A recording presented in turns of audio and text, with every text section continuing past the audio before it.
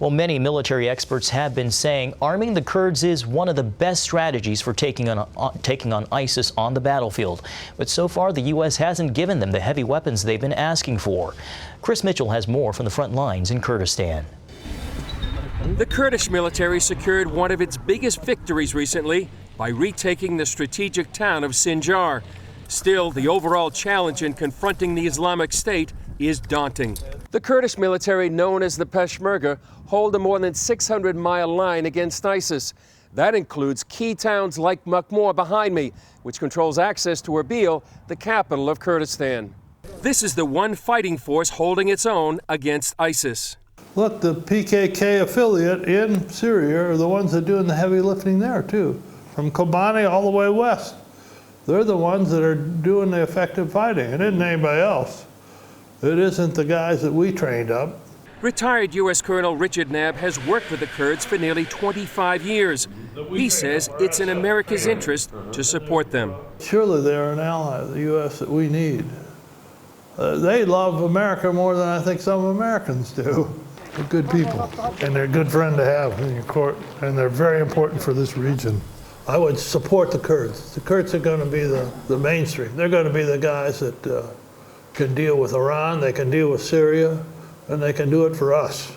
Despite those positives, the Kurds still haven't received the kind of heavy arms they've requested from the U.S. It has to do with some sort of funky diplomatic legality, which is irrelevant here. These people are fighting for their lives. And in a way, they're fighting for our lives in the future. Because if they can kill this radical Islam here, so it doesn't migrate to the States, it doesn't become more popular. It's pretty popular now. We talked with Mahmoud, a Kurdish sniper, about the lack of advanced weapons. He responded with a message for Americans. The Americans should realize that we're fighting an Islamic Caliphate state. It's not easy. Even though we're suffering from a lack of advanced weapons, we stood against ISIS. They should realize that with our limited military resources, we can fight them, and we will keep fighting them. It's very important for them to know that we also need their help, their military support. He says the Kurds are standing in the gap for the free world. You know, the Kurds proved to the whole world that they're the only force which can stand against ISIS. We're stopping them on the front line so they won't cross the border. Because if they cross the border, the free world will be attacked by ISIS. We're fighting ISIS on behalf of the whole free world. Knabb says Americans need to know strength makes a big difference here. I think they need to know that the Middle East needs a strong U.S. presence. A strong, forceful presence. Part of that is we can exhibit by supporting the Kurds, I think, our friends here.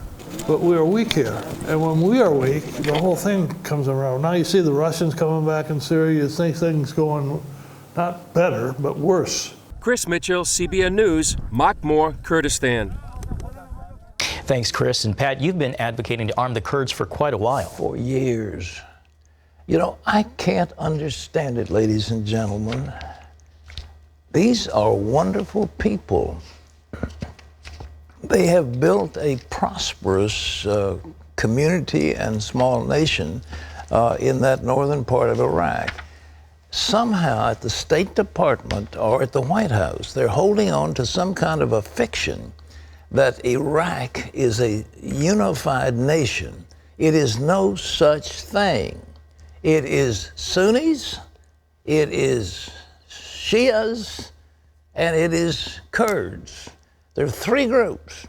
It's not one nation any longer. And the nation was put together as a stroke of the pen of the great powers back in the 1920s, and it's called Mesopotamia. It's nothing but a fiction.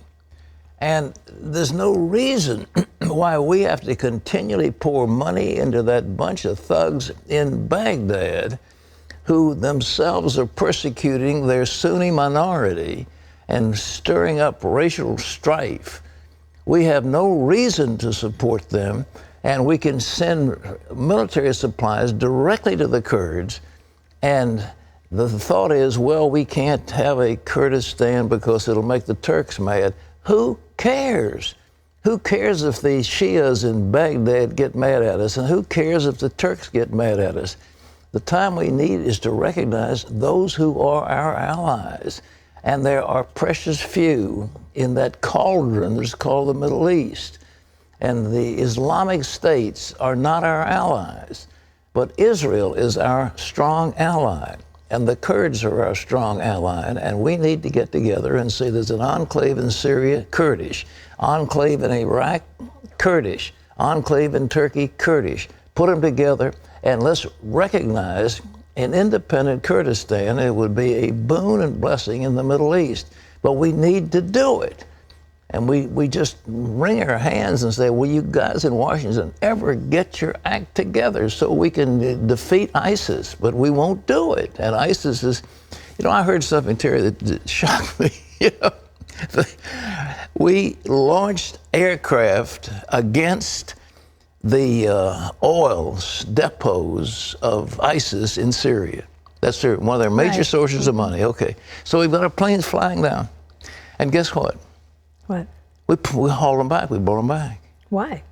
Because there may be civilian truck drivers driving the oil trucks, and if we bomb them, it might get somebody upset. Rules of engagement.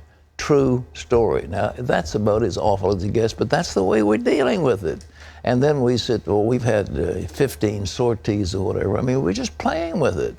So, anyhow, it's Thanksgiving. Let's praise the Lord and give him thanks. And who knows, maybe the Lord will bless this great nation that we love.